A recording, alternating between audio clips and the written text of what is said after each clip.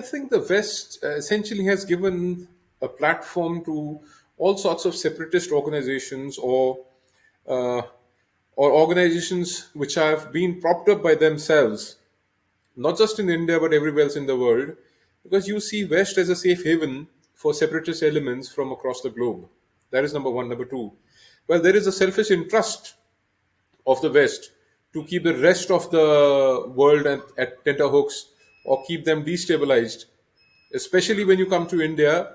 They would always want India to be in a jelly state. They wouldn't want India to melt like butter per se and get dissolved like, you've seen Iraq in the past, and Syria is yet another example. They don't want India in that position.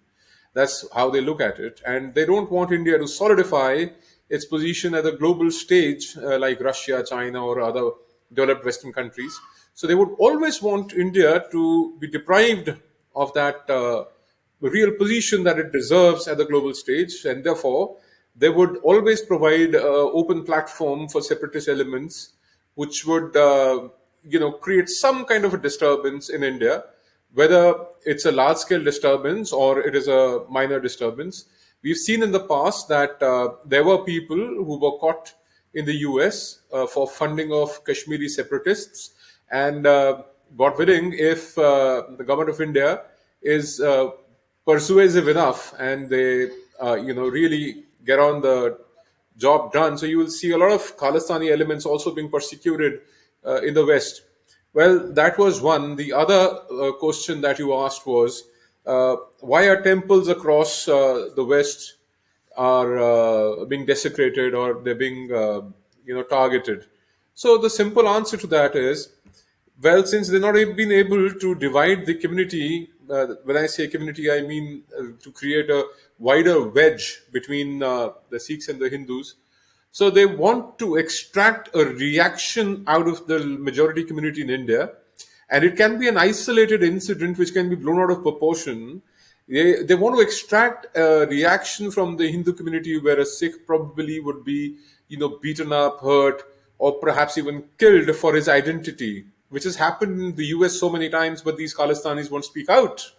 So they want to extract one reaction and then play on it and tell the world that, see, India is an unsafe country for Sikhs and therefore we deserve our own homeland, and try and justify what they demand, or their demand of Khalistan. So this is essentially the thought which goes behind what they're trying to do today.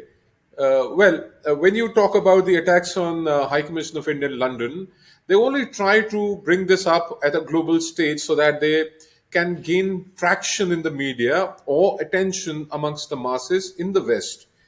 See, the Westerners, perhaps, the white man, if I may dare to say, wouldn't understand Gurmukhi, the script. So therefore, essentially, what should have been an emotion and Khalistan could have been written in Gurmukhi script beneath the flag that they've created for Khalistan. It's written in English. So they know that the Gora Admi, the white man, wouldn't understand Gurmukhi. So it's, essentially, it's a propaganda. So the propaganda only succeeds when the white man or the Western people can read and understand what's written. So therefore, not in Gurmukhi, but in English. So there are several reasons why you can conclude that Khalistan is purely propaganda, and there really no intent to actually get a homeland, but to only destabilize India. While they ask for a homeland, Sikh homeland, their demand is only on the east of the Radcliffe line, that is Indian Punjab, if you may, East Punjab. So West Punjab has been totally kept out of the idea of Khalistan or the maps of Khalistan, or perhaps even the discussion of Khalistan. So that is one circumstantial evidence which connects these Khalistanis with the Pakistanis. So you know where it is coming from. Shreyaji, if I can pick up on a couple of the incredible, wonderful points that Ramnikji has just shared with us.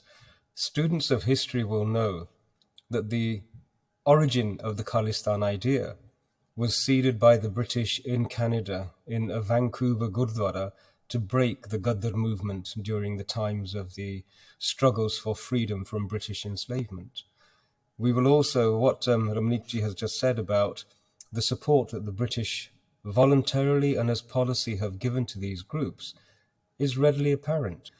History also has taught us that the Gora Sahib, as Ramnikji has just alluded to, has a history of pitting brown people against brown people.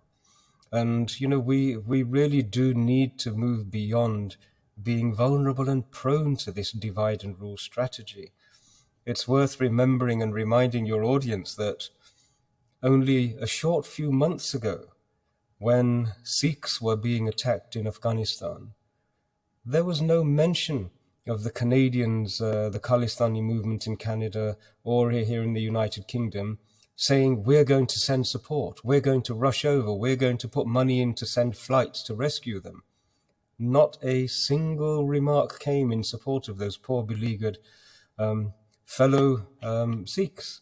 It was the Indian government that sent planes to rescue them, to prevent any more of the Guru Granth Sahibs being burned. They were being burned by the Afghani extremists, and yet none of the Khalistan voices mentioned that at all.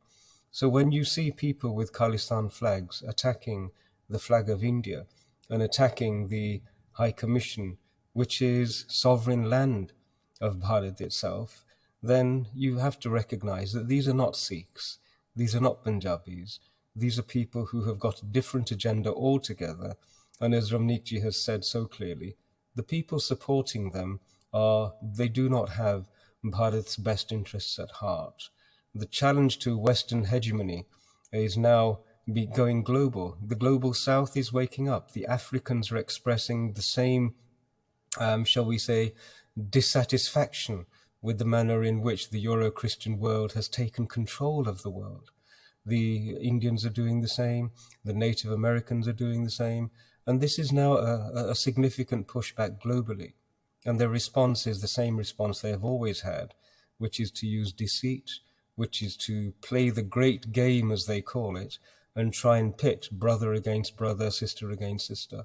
It's an old story, and I'm really hoping that in this 21st century, we have enough wise people to not fall for it again.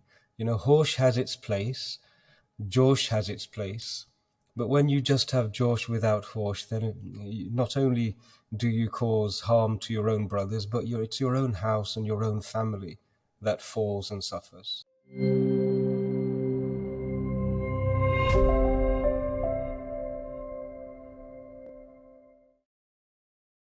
Please remember to subscribe to us and switch on the notifications for this channel. For our other social media links, more content, and to support our work, please visit citti.net. Dhanyavad. Namaskar.